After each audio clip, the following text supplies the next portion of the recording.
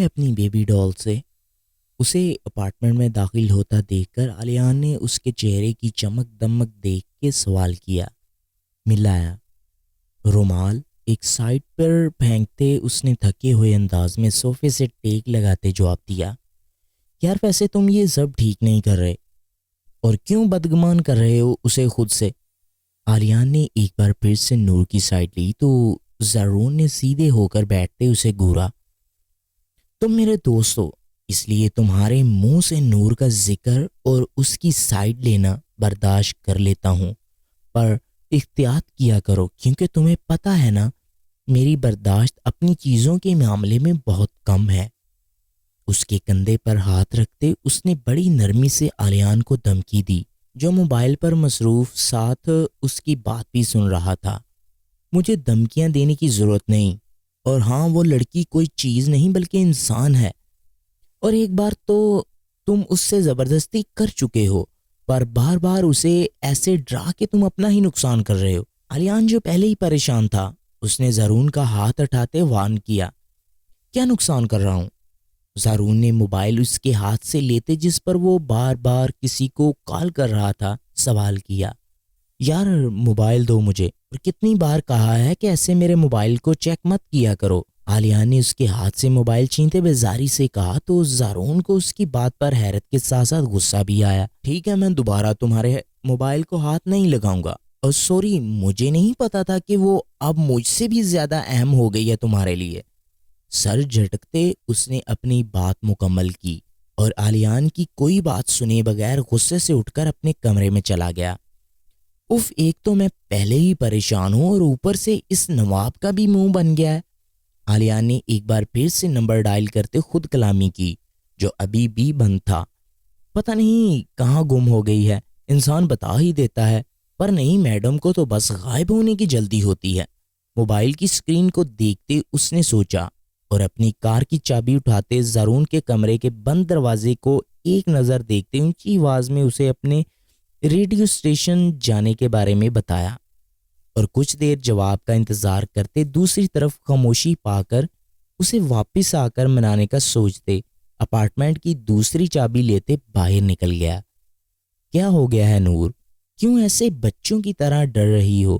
Light he of ہوئی ہے نا، آ جائے گی کچھ دیر میں۔ حارث نے اسے مسلسل روتا دیکھ تنگ آ کر ٹوکا، اس کی تو عادت ہی ہے اپنے ساتھ ساتھ سب کو پریشان کرنے کی۔ سارا جو پہلے ہی حارث کی اس عادت سے عاجز تھی کہ وہ اس کی بجائے نور کو ہر بات اور کام میں فوقیت دیتا تھا، اس نے حارث کی بات سنتے ہی جلدی سے کہا، تو اچھا ہے نا، بہنیں بھائیوں کو ہی پریشان کرتی ہیں نا، نہ کہ تمہاری طرح اپنے ہونے والے شوہر کو۔ پر ایک بات ہے، تم حارث کو ہی پریشان کرو گی نا، کیونکہ بھائی تو تمہارا ہے ہی نہیں۔ حاشر جو فیوز ٹھیک کرتے اندر آ رہا تھا اس نے سارا کا طنز سنتے جواب دیا، جس پر اس کے ساتھ ساتھ فریحہ بیگم کو بھی آگ لگ چکی تھی۔ حاشر ذرا سوچ سمجھ کر بولا کرو، پھپھو یہ بات آپ سارا کو بھی تو سمجھا سکتی ہیں نا، کیونکہ وہ نور سے ہر وقت ایسے بات کرتی ہے۔ حاشر نے بھی فریحہ بیگم کے الفاظ میں رد و بدل کر کے جواب دیا تو سکندر صاحب کی گھر پر موجودگی کی وجہ سے حارث کو درمیان میں بولنا پڑا، کیونکہ وہ جانتا تھا کہ بات جو بھی ہو ختم نور پر ہی ہوگی۔ حاشر بدتمیزی مت کرو، حارث نے اسے گھورا، اور نور بھی ماحول گرم ہوتا دیکھ جلدی سے اپنی آنکھیں صاف کی، جو اندھیرے سے زیادہ اس شخص کے خوف اور اپنی بے بسی پر آنسو بہا رہی تھی۔ بولنے دو اسے، اور میری بیٹی تو ویسے بھی تم لوگوں کا کھاتی ہے تو باتیں بھی سن لے گی، فریحہ بیگم نے جان بوجھ کر اونچی آواز میں کہتے رونا شروع کیا تو سکندر صاحب جو آرام کی غرض سے اپنے کمرے میں موجود تھے باہر ہونے والے شور پر لاؤنج میں آئے۔ کیا ہوا فریحہ، تم رو کیوں رہی ہو؟ انہوں نے آتے ہی فریحہ بیگم کو آنسو بہاتا دیکھ سوال کیا تو حاشر کے ساتھ ساتھ نور اور حارث کو بھی سانپ سونگھ گیا۔ ہونا کیا ہے، بس یہ دن دیکھنا باقی تھا۔ ناک کو دوپٹے سے صاف کرتے وہ جتنی مہارت سے ڈرامہ کر رہی تھی، حارث کو ان کے ساتھ ساتھ حاشر پر بھی غصہ آیا، جو اب خاموشی سے سر جھکائے کھڑا تھا۔ ہوا کیا ہے؟ سکندر صاحب نے کہا سکندر صاحب نے ایک نظر سب کو دیکھتے سوال کیا، ہونا کیا ہے؟ بس مجھے یہ بتا دیں کہ اتنے سال میں نے آپ کی اور آپ کے بچوں کی خدمت اس لیے کی تھی کہ آج یہ لوگ اٹھ کر مجھے اور میری بیٹی کو آپ کے در پر بیٹھنے کے تانے مارے۔ فریحہ بیگم نے باقاعدہ آنسوؤں کے ساتھ انہیں دو چار باتیں خود سے خز کرتے بتایا۔ کس نے تانا مارا ہے تمہیں، اور کس میں اتنی ہمت ہے کہ وہ سارا کو کچھ کہے؟ سکندر صاحب کی گرج پر جہاں نور سہم کر حارث کو دیکھنے لگی، وہیں حاشر کو بھی آج اپنی خیریت محسوس نہ ہوئی۔ کسی نے کچھ نہیں کہا، بس آپ چھوڑیں۔ فریحہ بیگم نے بات بدلنے کی کوشش کی تاکہ سکندر صاحب مزید اصرار کرتے ان سے پوچھیں، سارا تم بتاؤ کیا ہوا؟ فریحہ بیگم کو چپ رہنے کا اشارہ کرتے سکندر صاحب نے سارا سے سوال کیا، جس نے بغیر دیر کیے حاشر کی بات ان کے کانوں میں ڈالی۔ اپنا بھی بتاؤ نا، تم نے پہلے نور کو کیا کہا تھا؟ سارا کو بولتا دیکھ حاشر نے اپنا دفاع کرنے کی کوشش کی، پر اس سے پہلے ہی سکندر صاحب کا ہاتھ اٹھا اور حاشر کی گال پر پڑتے نشان چھوڑ گیا۔ ابو، حارث نے آگے بڑھتے مداخلت کی، دوبارہ میری بہن کو یا بانجی کو ایسے بات کہی تو منہ توڑ دوں گا میں تمہارا، اور یہ گھر جتنا تم لوگوں کا ہے اتنا ہی سارا کا بھی ہے، اس لیے دوبارہ جو بھی بولنا سوچ سمجھ کر بولنا۔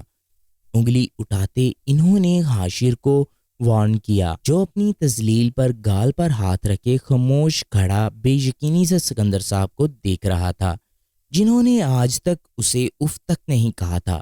بھائی صاحب بس کریں، کچھ نہیں بچہ ہے، منہ سے نکل گیا، اور سارا تمہیں کیا ضرورت تھی بتانے کی؟ سب کچھ کروانے کے بعد فریحہ بیگم نے آگے بڑھتے سکندر صاحب کو روکا تو حاشر نے ایک افسوس بھری نظر ان پر ڈالی اور لمبے ڈگ بھرتے گھر سے باہر نکل گیا۔ حاشر رکو، حارث نے بھی اسے آواز دیتے اس کے پیچھے ہی قدم بڑھائے تو نور نے سکندر صاحب کی طرف دیکھا، جو اب فریحہ بیگم اور سارا کو اپنے ساتھ لیے حوصلہ دے رہے تھے۔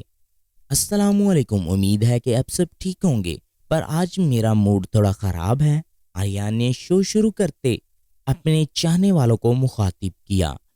آپ سوچ رہے ہوں گے کہ میرا موڈ کیوں خراب ہے۔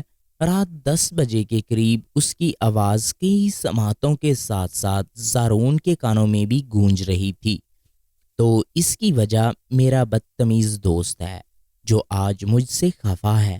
سانگ کے ساتھ ساتھ اس نے اپنے خراب موڈ کی وجہ بتائی تو زارون کے چہرے پر غصے کے باوجود بھی مسکراہٹ آ گئی۔ میں ناراض ہی رہوں گا، اور تمہاری اس سہیلی کی تو میں ایسی خبر لوں گا جس نے کچھ ہی سالوں میں تمہیں مجھ سے دور کر دیا ہے۔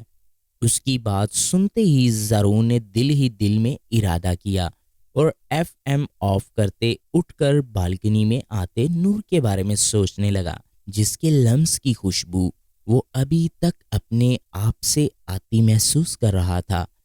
بیبی ڈاگ آنکھیں بند کرتے اس نے نور کا چہرہ اپنے سامنے آتے ہی مسکراتے ہوئے آنکھیں کھولی۔ جان ہو تم میری نور۔